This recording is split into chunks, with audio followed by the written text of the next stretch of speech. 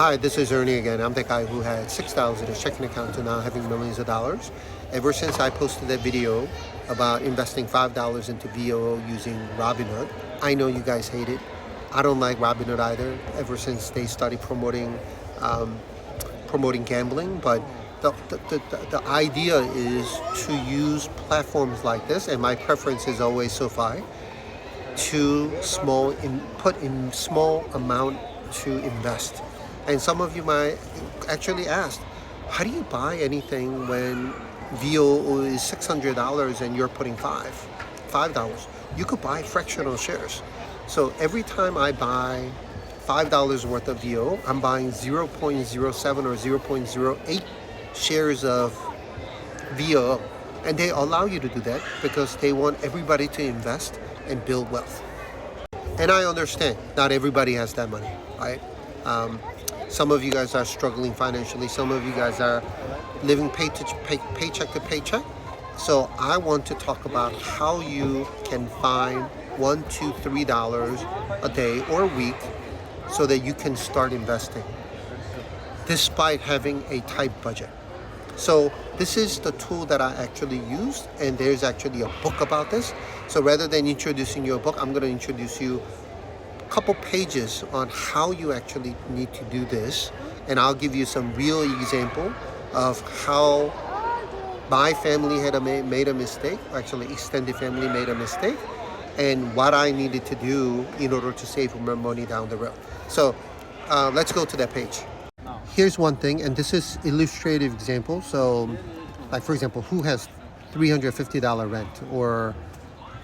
But this is, remember, this is something that you could do on a weekly basis or a monthly basis. But for example, annual registration and inspection. You know it's coming if you have a car. So if you don't save every month, even if it's $5, all of a sudden you have an expense worth about $100.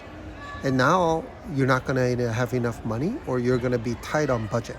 So you need to start saving $15 a month so that you don't incur that $100 expense. Here's another one, like saving for a new car. And this is the mistake that my uncle made. So in South Korea, my uncle is a taxi driver. And by law, you cannot have an old car. Like, it has to be like newer than 7 years old. I actually don't remember the policy, but he never budgeted this.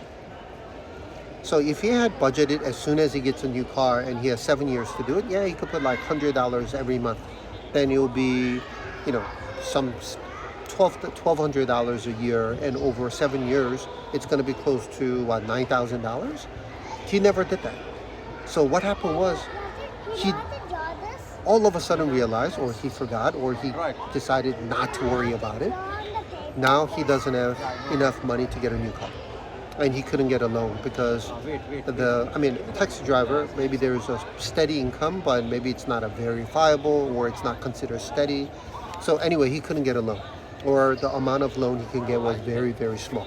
So it's either he no longer has a job, he needs to find something, or he needs to figure out a way to make money or raise money. So I stepped up. I think I gave him $10,000. I think my mom, my sisters, and another uncle all chipped in so that he could buy a car without getting a loan. And this is precisely how people could potentially get into a deeper debt, because they forgot to budget for this.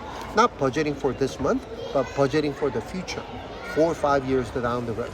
And let me show you another example of how forgetting to budget for the future could have your financial impact down the road. The last one is $550 savings. So Julie could be a stay-at-home mom once the first baby comes. I had a friend like this too. They both were gonna work, but then once the baby came and babies was not healthy, the mom decided to stay, and now they don't have enough money. And their mortgage, they were fully extended with their credit and everything else. So they started charging credit card, everything using their credit card, and they racked up close to $130,000 in debt. this is how people get into debt, because they don't plan ahead. And of course, there are things that we cannot plan ahead, like somebody getting sick or you get into an accident. But many things could be budgeted, and this is why we also budget for what we call rainy day funds, so that when something bad happens, you have enough money to cover your expenses, like 6 months or 3 months or whatever it might be. Sorry, somebody came, overheard my recording, so they came to talk to me, so I kind of lost track of where I am. But anyway, here's another thing that I did when I went to Singapore. I was an expat, and I was relatively senior in the company. And most expats, they want to get their own condo, extremely nice, amazing neighborhood. I ran a scenario and I realized if I get my own place, I won't be able to meet my savings target. It's a little complicated because if you're an American living overseas, you got to pay taxes in Singapore as well as in the US. And there are some exceptions and a bunch of other things, but yeah, I ended up being double taxed. So I wanted to be frugal in order to continue to meet my savings target.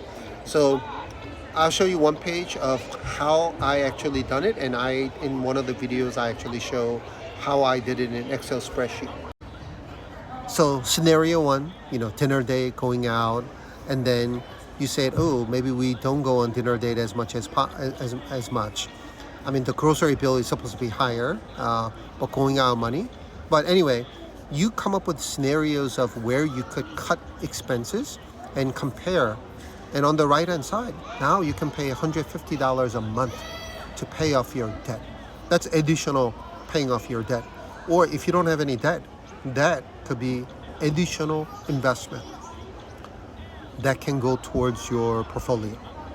And for those who have never watched that video that I posted, that year, and of course there are other factors that goes in. I got a project overseas, so I get per diem every single day.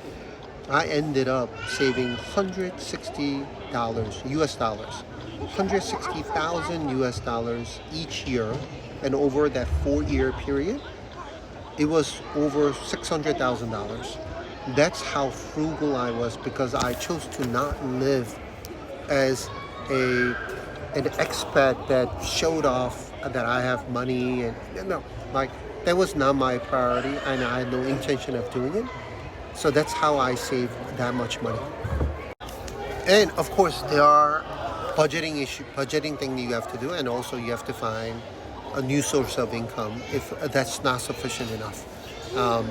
But yeah, I mean, and that I have a lot of videos on how to find additional money. But even now, like you say, somebody actually made fun of me. I was like, oh, you say you're a millionaire, but you get a haircut at home? Yeah, that's what you do. You think millionaires just go to some fancy hair salon? No, you frugal. You're frugal. That habit stays with you, which is why I go to the library you need a budget book. This is actually Wall Street bestseller. And so if you get a copy, or go to the library and get a copy rather than buying a book. But I'll put a link so that you know who the author is and all that. But go to the library and get a copy. And again, habits. I got cherries. This was on sale. H-E-B opened up, so they had a massive grand opening sale. Rather than buying snacks outside and spending money, I bought cherries, healthier. So this is how you find little bits and pieces of money so that you be able to do that small account investing, especially those who are new and a little scared to invest, as well as you are tight on budget, so you cannot find a lot of money to invest. Anyway, thanks for watching today. And my apologies to a little bit of noise. As you can see, I'm at the library. Kids are running around. My boy is actually behaving really well and not interrupting me. Good job, Sammy. And again, go to the library and check out this book. This is really, really famous, so that you'll be able to borrow it, not buy it, borrow it. And hopefully you find similar ways to find a couple dollars here and there and start your journey towards investing. If you have any questions, please comment, please like and repost and follow. and I will respond your comments and questions within 24 hours.